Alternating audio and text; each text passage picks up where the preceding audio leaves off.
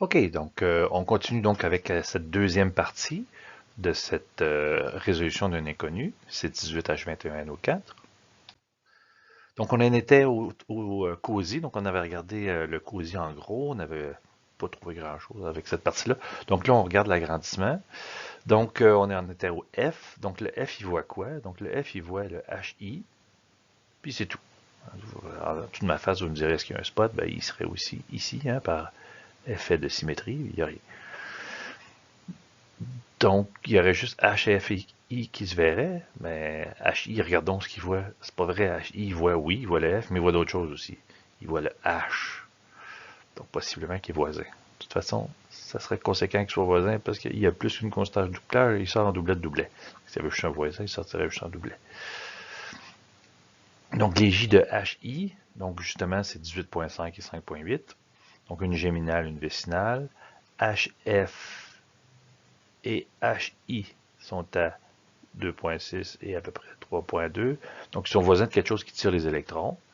Et HH, avec lequel qui était couplé, avec lequel HI est couplé, est à 2.9. Donc, certainement quelque chose qui tire les électrons aussi. Donc, ça permet d'écrire ça. Hein. Donc, le HH voit HF et HI, ou HF voit le I et le I voit le H. Donc, lui, il ne voit pas. Donc, il doit avoir des bons angles. Ça doit sûrement être dans un C, cette affaire-là, parce que sinon, il le verrait. Pas de raison, il le verrait aussi. Donc, ça doit ressembler à ça. Je mets X et Y ici parce qu'il y a quelque chose qui tire les électrons pour qu'ils soient aussi hauts en ppm. Donc, si on continue, je regarde HG. HG, il voit HM. Il voit aussi HO. Et il voit aussi HP. On peut les voir ici dans M, O et P. On voit aussi dans l'autre dimension, là, parce qu'il était caché par ma face. OK. Et HO, qu'est-ce qu'il voit, lui? HO, ben, il voit les mêmes. Et HP, ben, il voit les mêmes aussi. Donc, ça me permet de faire le dessin suivant, où donc j'ai HG qui voit HOP. On a déjà vu qu'il était sur le même carbone, HOP, hein, grâce à le LHSQC. Et il voit HM. Ben oui, c'est son voisin direct, son jumeau, donc une constante de couplage géminale. Il voit ces deux-là, puis il voit lui. Ben oui. Je mets XY parce qu'il n'y a pas d'autre spot. Il n'est pas couplé avec rien d'autre. Ces quatre-là ne sont pas couplés avec d'autres spots. Ils sont couplés ensemble, comme je l'ai dit. Donc, le G, il voit ces trois-là, et ces trois-là, ils voient ces trois-là aussi. Donc, ils ont l'air d'être pris ensemble avec XY, comme j'indique ici, pas d'autre chose. Donc, ils semblent être, entre guillemets, isolés. Mais ils sortent quand même à 3, 3 ppm presque dans le cas de HG. Par contre, le P et O, ils sont beaucoup plus bas. P et O, là, ils sont en bas de 2. Donc, eux, probablement, qu'ils sont plutôt à côté d'un carbone quaternaire. C'est pour ça que je marque ça ici. Mais G et M semblent être plus déblindés. Donc, il y aurait quelque chose qui tire un peu les électrons. Continuons. Maintenant, le J, il voit quoi? Donc, le J, il voit le N, c'est clair. Ouais, pas l'air de voir d'autre chose. Le N, il voit quoi d'ailleurs? Donc, il est couplé avec N, mais le N, il voit quoi? Le N, ben, le N, il voit HJ qui est ici. Il semble voir aussi, mais pas le grand pic, parce que ça, le grand pic, il ferait une espèce de grosse tache comme ça. Donc, il est plus petit. Donc, s'il doit voir le L en dessous, ça donne bien puisqu'il voit le Q aussi.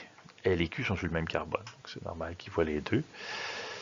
Et le Q à son tour, ben, qu'est-ce qu'il voit le Q? Il voit le N comme on vient de le voir. Donc, le Q ici, il voit le N. Il semble voir le L, bien sûr, c'est son voisin direct. Et il semble voir donc le J également. Le K, c'est le grand pic. C'est pas un petit pic, là, il manque de place. C'est le grand pic. Il ne voit pas le grand pic parce qu'il y aurait un spot, une espèce de gros truc comme ça. Donc, il n'a pas l'air d'avoir d'autres H avec lesquels il est couplé. Donc, c'est la même chose que tout à l'heure. Ils sont couplés entre eux, mais pas d'autres spots ailleurs.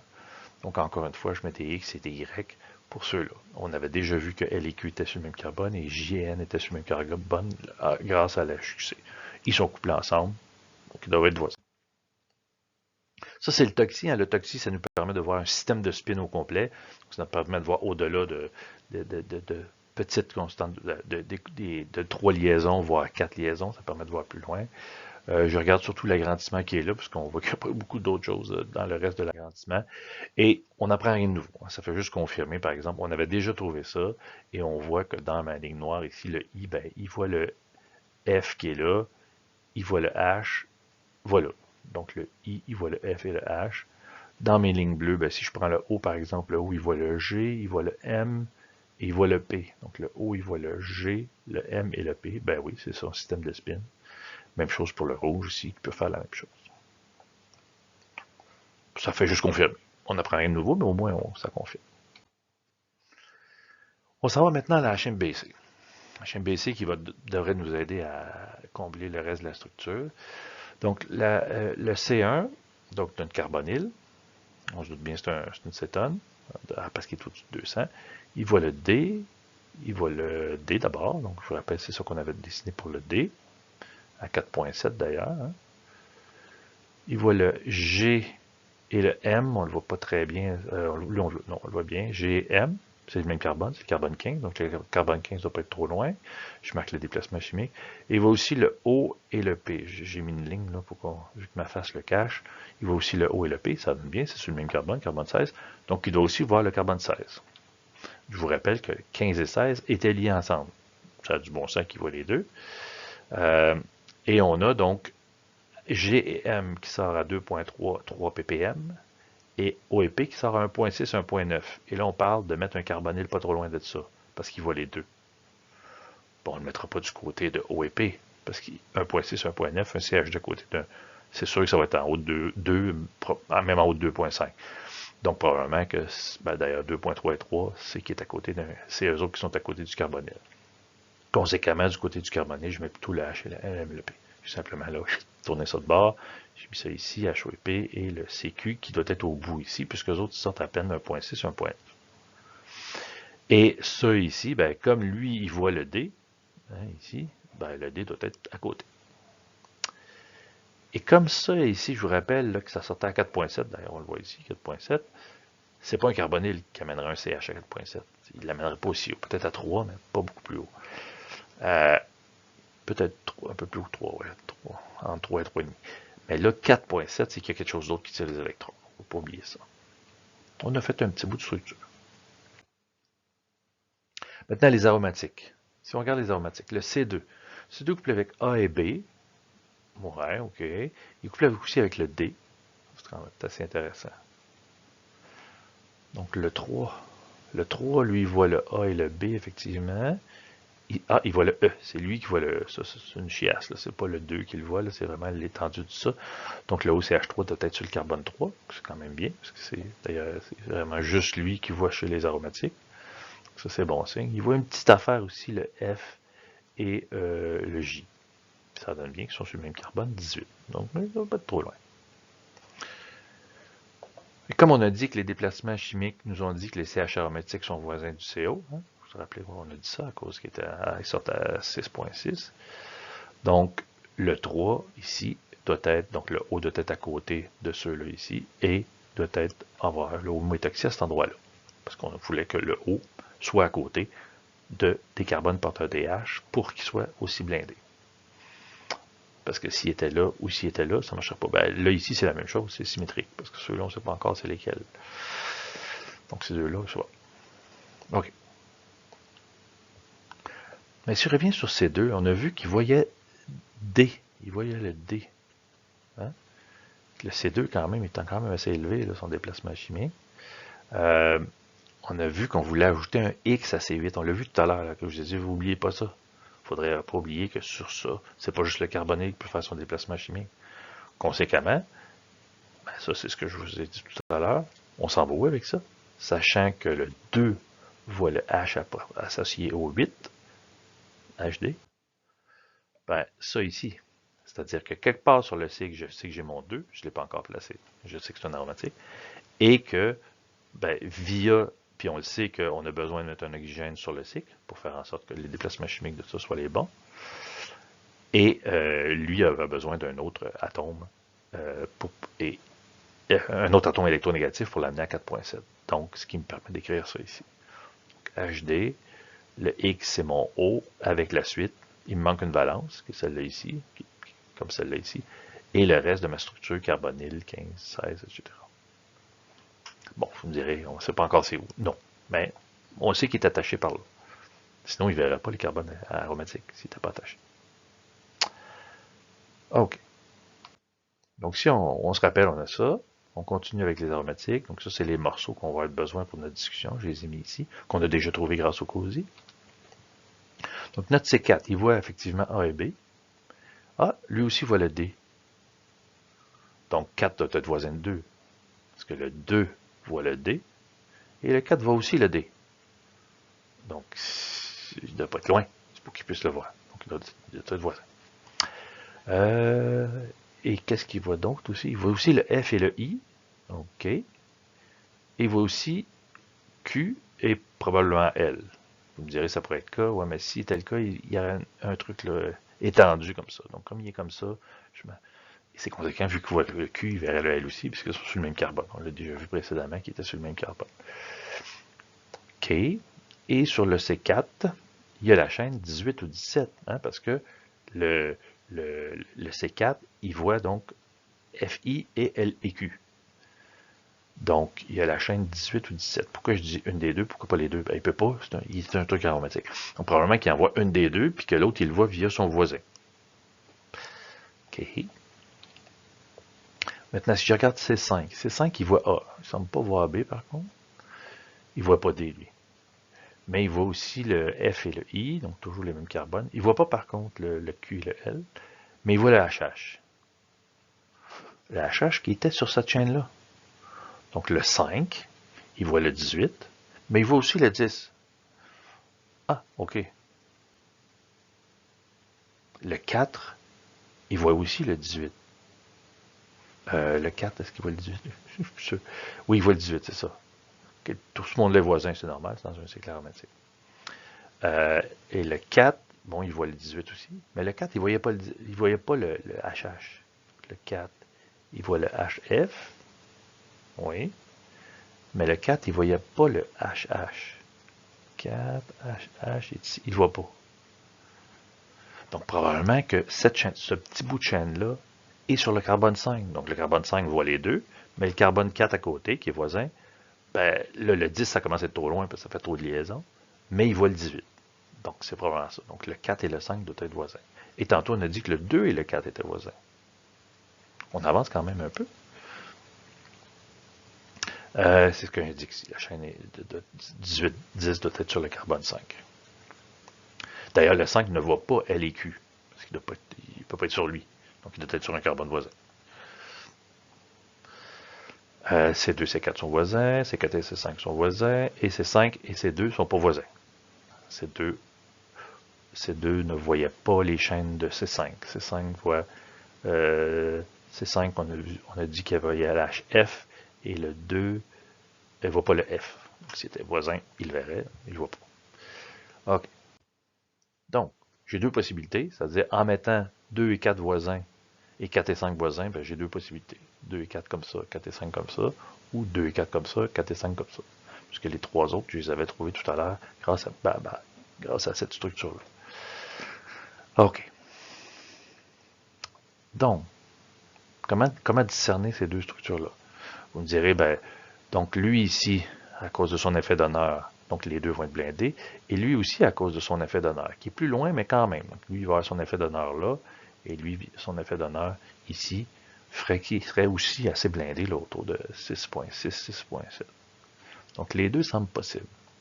Comment est-ce qu'on pourrait trouver? On triche un petit peu. C'est-à-dire, on va voir le nosy qu'on va voir un petit peu plus loin, mais le nosy qui m'intéresse en fonction du méthoxy. Pourquoi? Parce que lui, c'est parce que je vais essayer de trouver celui-là, parce que ça ne m'aide pas de ne pas savoir lequel est lequel. Mais le 11, là, il va voir un des deux, puis possiblement pas l'autre. Donc, c'est ce qu'on va voir.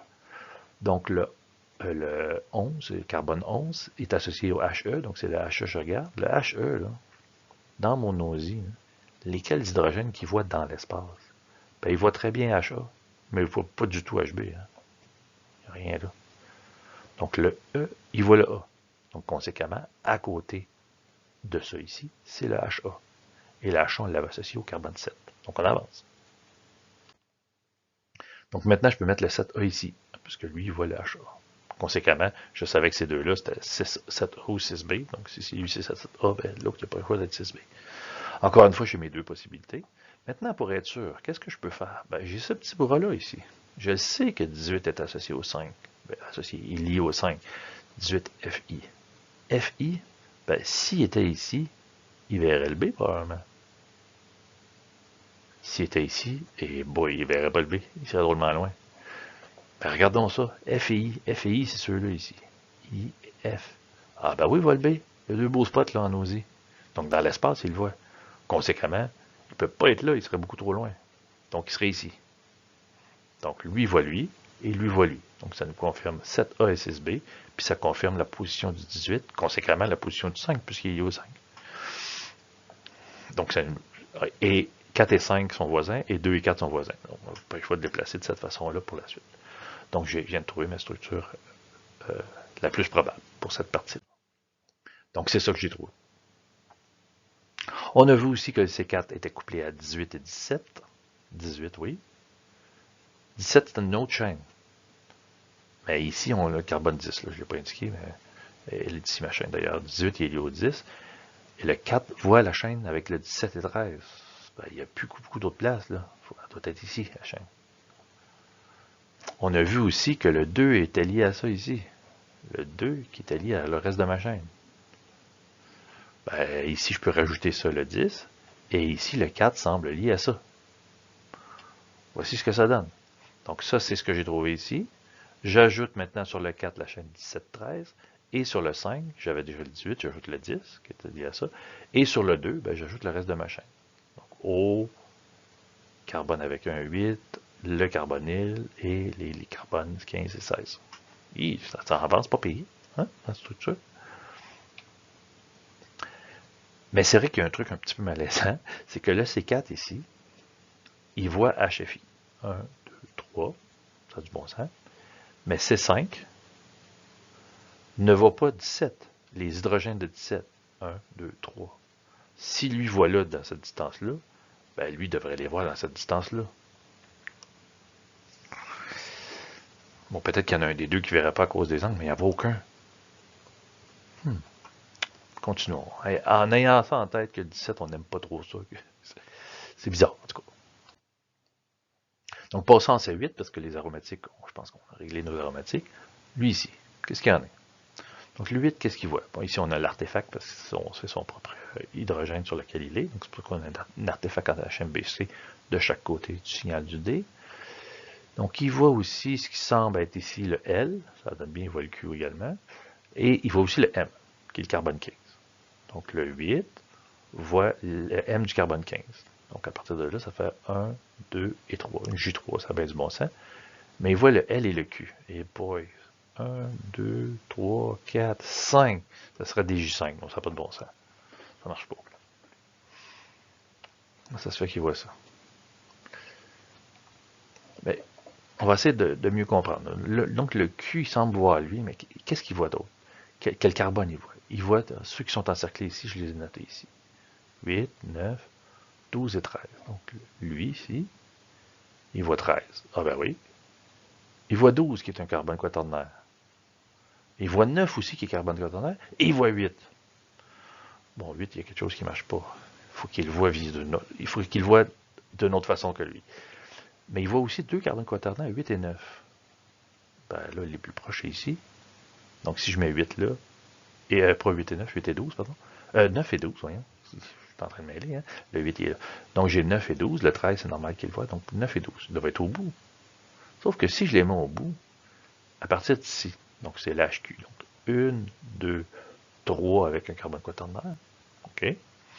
Mais si j'ai le 9 là, ou le 12 d'ailleurs, et ici j'ai le 9 là ou le 12, c'est-à-dire un peu plus loin, ça commence à faire loin. Ça fait 1, 2, 3, 4. Une J4, il n'y a pas de saturation, il n'y a pas d'insaturation. On peut avoir des fois des J4 en HMBC s'il y a des insaturations, mais ça commence à faire loin. C'est pas très logique tout ça. Et je vous rappelle que j'aime pas trop ça, le fait que le 4 ici voit lui, et que le 5 ici voit lui. Donc, pourquoi il ne le voit pas? Parce qu'il serait plus loin? Ouais. Mais s'il était plus loin, qu'est-ce qu'il y a entre les deux? peuvent pas être toutes les deux au bout de 13, parce que je vous l'ai dit, ça ferait une J4 pour les deux. Mais si il y a un de ces deux carbones-là, quaternaire, qui était ici entre les deux, ben ça marcherait, parce qu'il serait à 1, 2 carbones de ce qui serait là, et l'autre serait à 1, 2, 3 carbones, parce qu'il serait au bout ici. Ça marcherait. Puis en plus, ça expliquerait pourquoi le 5 il ne voit pas, parce qu'il y aurait un carbone entre les deux. Donc, c'est ce que je propose. Donc, le 17, je le tasse d'une place et je mets un carbone quaternaire ici. Et même chose ici. Donc là, ça marche. Bon, ça nous permet de régler d'autres choses? Ben oui, ça nous permet de régler d'autres choses. Pourquoi? Parce que je viens d'ajouter une valence ici. Et comme le 17 doit avoir le 8, le HQ, pardon, doit avoir le 8, ben ça, c'est beaucoup trop loin. Puis de l'autre côté, ça ferait beaucoup trop loin aussi. Par contre, ici, j'ai deux valences. Si je les réunis, ça va faire un cycle et ils vont être beaucoup plus proches. Donc, c'est ce que je fais. Si je les relie ensemble, le 8D et une des valences ici, ben, comme par hasard, le HQ ici est maintenant 1, 2, 3, J3, c'est parfait. Donc, ça explique ça. Donc, c'est fort probablement ça qui se passe. Et maintenant, le 4 voit le 1, 2, 3 ici, mais le 5, 1, 2, 3, 4, il ne le voit pas parce que c'est trop loin. Tout ça, ça marche. Donc, c'est probablement ça qui est arrivé. Donc, bingo, comme je le dis ici. Donc, voilà.